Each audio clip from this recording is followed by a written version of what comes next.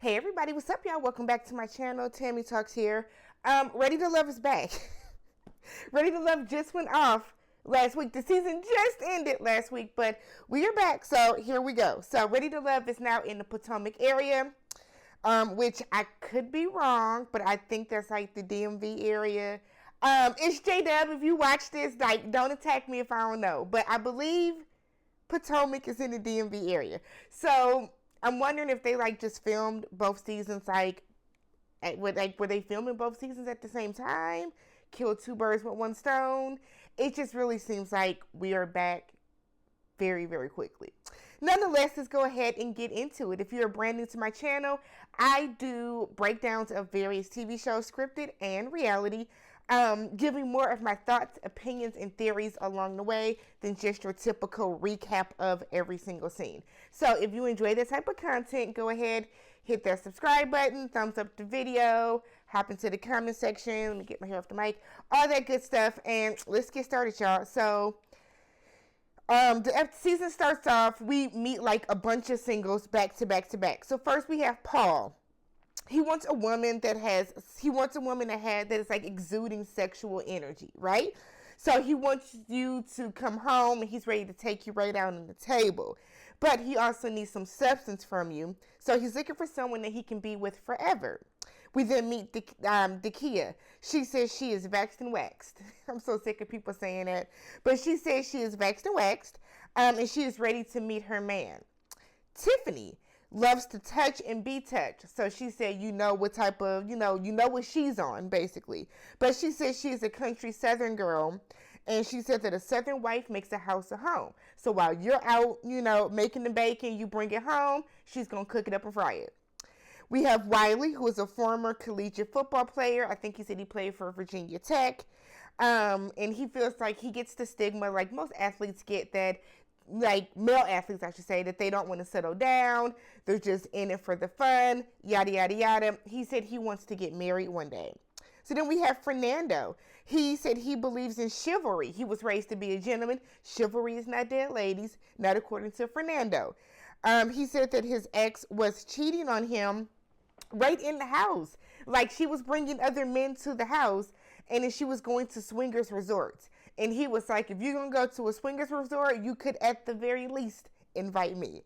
I said, so were you mad that she cheated on you, or were you mad that you weren't invited to the threesome? So we have Keena. Keena came in calling herself a diva. I said, so she's not going to be here long. She said she wants a man to take the lead, but she is still going to be in the back pulling the strings. She initially likes Fernando, but she says she wants a man that has an ass flatter than hers. She felt that he was very hippie. And all I could think about was, remember on Girlfriends when Joan was dating that man with the hips? That's what I was picturing when she said that. So we then meet Demetrius, who was like a fan favorite with the women right away. He said he joined the military straight out of high school, served his 21 years, and he just recently retired. So now he's looking forward to the next phase in his life. That is amazing to be retired at 40. I think he's 42? Something like that. I should have went to the service. So then we have Precious. She wants a man that's confident, and she wants a Martin and Gina type of love. I'm going to say this. I think it's troubling to me when people mimic their love off of a scripted TV show. That is weird to me. I know that some people do it, and people look to celebrities and stuff. Y'all don't know what's going on in them people's relationship. A Martin and Gina type of love, that probably ain't it. That's probably not it. But we have Sabrina, who came with a list that looked like this in her phone of what she's looking for in a man. It was like stuff like confident, educated, loves black people, different things like that. Nothing too crazy, but having the list in your phone, girl, alrighty. So we have Laverne. He said he wants a woman that is truly for him. He doesn't care about any particulars. He just wants you to be down for him. And then we have Clifton, who is like a big teddy bear, said he wants a woman that's like him, that's going to be loud and fun. So it was just like a very fast-paced, meet somebody, meet somebody, meet somebody. Then Tommy comes out and he tells them, slow down and simplify. So what that means is going to be 7 men and 7 women to start off with. 2 people are going home tonight, right away, 1 man, 1 woman, but they're focusing more on quality than on quantity. So we're not going to just throw a bunch of people together and hope that we get some matches. Like, let's slow it down, let these people really pair up in a good way, and then while they're doing that pairing up, maybe we can get some real connections going. Great, because I feel like last season was a bunch of people being each other's second choices. It was a bunch of second choices matching up. So we start off with Fernando and Joy. So they have a little date. We find out that she is a professional singer. She said that she is on the fence about having kids, but if the right man comes and it's the right situation for them, then she would love to, she's open to having kids. She said she felt like Fernando was giving her a job interview. The difference is when you're doing a job interview, you're trying to find out if people can fulfill a role. When you're dating, you want to find out, can you fulfill the role and all my other needs that come along with that particular role? She wants somebody that isn't going to be afraid. Fear is good. There's a such thing as a healthy fear. So she's okay with that, but she wants you to be able to push past that fear and really see her. Keena and Wiley. I don't like Keena. I'm going to say it now. I don't like Keena. But Wiley is a couple years younger than her. She tells him that he looks like 2 years older. So I think he was 33. She tells him he looks 35. And then she was like, he's too young for me. I like older men. And then she kind of just walks away. Left her drink and walked away. I was like, oh, you rude? Okay, girl. This is not, somebody's going home tonight, right? But all right, girl. So then he said that he likes how outspoken she is, but she's a little too blunt for him. So she, right in front of his face, goes and sits down with another man. And I said, oh, Keena. So we have Demetrius and Sabrina talking. They kind of link up because he has on Topaz. She said that's her middle name. I said, all right, connection. So he said he was married for 3 years initially. He cheated on his wife. He takes full ownership for what happened. He went to counseling to kind of find out, why did I cheat on my wife? Let's work through what was going on with me that would cause me to step out of my marriage. So he acknowledges that he owns that. Sabrina is also divorced. So she said that she got married really young and they didn't really know what they want or what they wanted or what they were getting into. And she went to counseling for that as well. So they understand each other. They're going to be okay with the fact that this will be, if they were to, go the long run, that this would be a second marriage for the both of them. Seemingly, it's going to be cool so far. Precious and Paul. Paul said that you can call him P.O. because he delivers like the post office. I said, absolutely not. Because it sounds like B.O., which is body odor, and it's going to make me think you musty. So, but they kept saying but what's your name? He really kept saying P.O. I said, oh, Paul, you're not going to make it, bruh. You're not going to make it. So he's talking to, it looks like Precious gets up and walks off. So then we have Ace. Ace sits down, and she said that she was married over 10 years ago. Paul said, oh, so you didn't get a marriage a chance? I said, Paul, P.O., B.O. That is rude. I'm sorry, but that is rude. You don't know what went on in that lady's marriage that caused her to get a divorce. So she wasn't pleased with that. So then she asked him. Oh, so then he tells her, because that makes me wonder if you're going to check out if we start dating. And I said, wow. So then she asked him, are you even ready for love? He said he's always been ready for love. He's just wondering if love is ready for him. I said, Paul, with that whack ass line, this is you're acting like Corey from last season. Okay, you're giving copy paste. You're giving too much. You're giving big personality that's gonna get on everybody's nerves because it doesn't seem authentic. You are in your 40s. You should be going by Paul. These cute monikers of post office and PO and I deliver and all that other shit. We're not 22 anymore. Don't do that, Paul. Come as Paul next episode, and then maybe we can hope that you meet, you link up with somebody. But PO is not gonna make a match. I guarantee you. So then we have Tori and Precious. They're talking about Romeo and Juliet. That's apparently the drink that he had.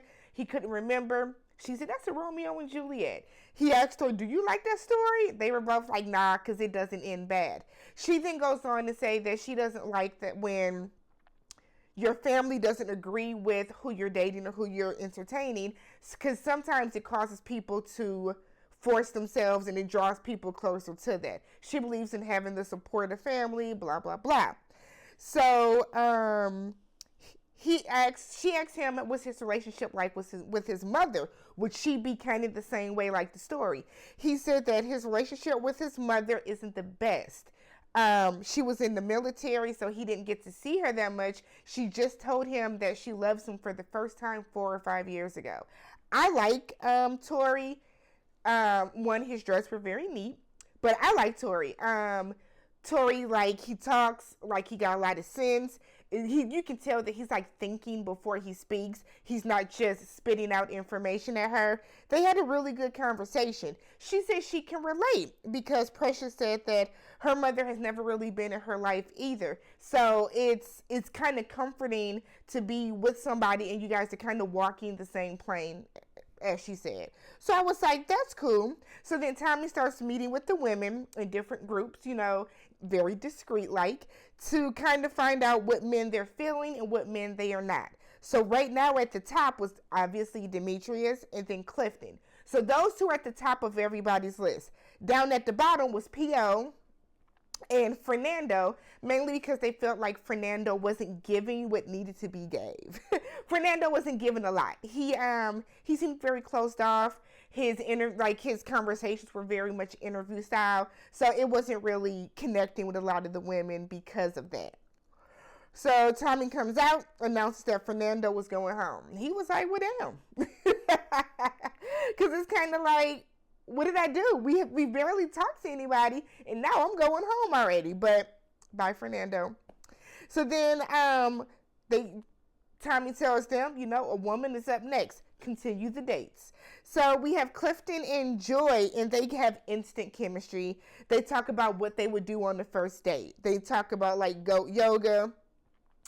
He asked her what she was drinking, and if she was drinking, she was like, no, I've been, nursing the same drink all night. He was like, okay, so this conversation is on a clear mind. And then she gives him her warm champagne, and he drinks it during the pandemic. But I'm glad that they connected and they are enjoying each other. But is it safe to say everybody gets like tested before this? Excuse me. Is it safe to say that? Because that troubled me. Like, I'm kind of a germaphobe, and that troubled me. So we see Tori and Tiffany. Tiffany says she has 2 kids. Tori asks, like, how are your kids with you dating? Are they ready for you to date? Are they open to you dating? She said that her kids would love for her to date, but her oldest just doesn't want her to get hurt. He has seen her get hurt before, and like her oldest knows when she's been hurt or when things are going well. So Tori asks, like, what type of guys do you like? And she was like, I don't know, any type of guy. And Tori is like, she's guarded. And I was just kind of like, Tiffany, I get how hard this like process can be. But I don't understand like why you sign up for these shows or you get recruited, however it works. And then like you come on and you don't want to talk, or you're not open to talk, or you're nervous to talk. Like it's weird to me, but hopefully she opens up, because she did find herself in the bottom because of that reason. So we see Laverne and Sabrina. So Laverne got him a whole little section, and women are just coming in, rotating like it was a revolving door. So he's talking to Sabrina. He's asking her, what does she know about Gary, Indiana? She was like, absolutely nothing. Everybody knows Michael Jackson is from Gary. And so then she was like, is that y'all claim to fame? We don't need nothing else if we're from Gary. Shit, the Jacksons are from here. What do you mean, is that y'all claim to fame? Absolutely. Nothing good. I have family in Gary. There is nothing good there. On top of that, like, the city has like a stench from all the factories and stuff. Yes, Yes, if I'm from Gary, I'm going to mention Michael Jackson every chance I get. So while they're talking, having a good laugh about it, Precious comes over and interrupts. And I was like, oh, okay. Well, I mean, I guess y'all, this going to bother me. I'm like, okay, I guess y'all got to, get to talking. But I didn't like how they were like all coming and just interrupting each other. So Precious says that she likes his confidence, right? She likes how easygoing he is. It's like he's able to carry a conversation. He's very social. While they're talking, I feel like they were talking for all of a couple minutes. Here comes Keena. So Keena comes in, and Precious is like, what I dislike about him is what I really, really like about him, and that is the fact that he's extremely social. So Keena comes over, and I feel like we pan over, right, to Clifton and Dakia. So they're talking. Clifton said this is like speed dating on crack, and it is. Clifton and Dakia are talking about where they see themselves in 5 years. What's your 5-year plan? They're both like, oh, I could really be living on the island next to some water, toes in the sand, having a good conversation. Here comes Keena. So I said to me, like, it looked like Keena was just going around breaking up people's, like, conversations. So that bothered me. So they turned to her and they're like, okay, girl, but what's your 5-year plan? Where you want to live? Because now you done came in and ruined what we had going. And she was like, I don't know, Atlanta, Houston.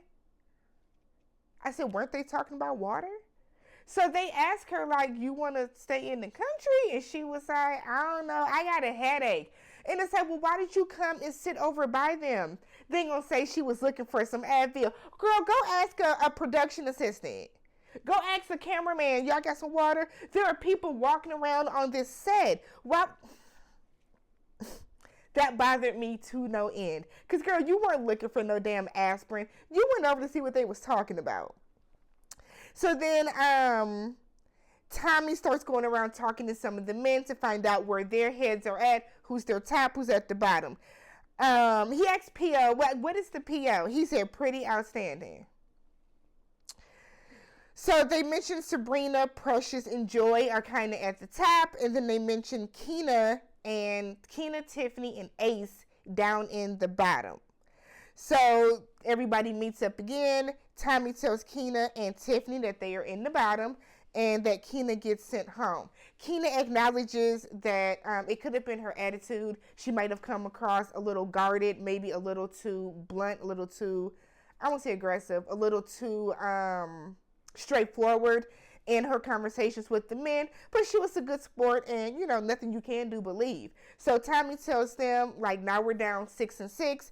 He said he has some twists, some turns, but he's going to save them for the next day. And everybody lives to see another day. So this has been Ready to Love Season 5, Episode 1. If you have not already, go ahead, subscribe to the channel. Hit that notification bell so you do not miss any of the future uploads. Let me know who you guys like, who you guys didn't like. Do you guys think that Fernando and Keena were the right people to go home? Because I think Paul should have went home. Catch y'all in the next one.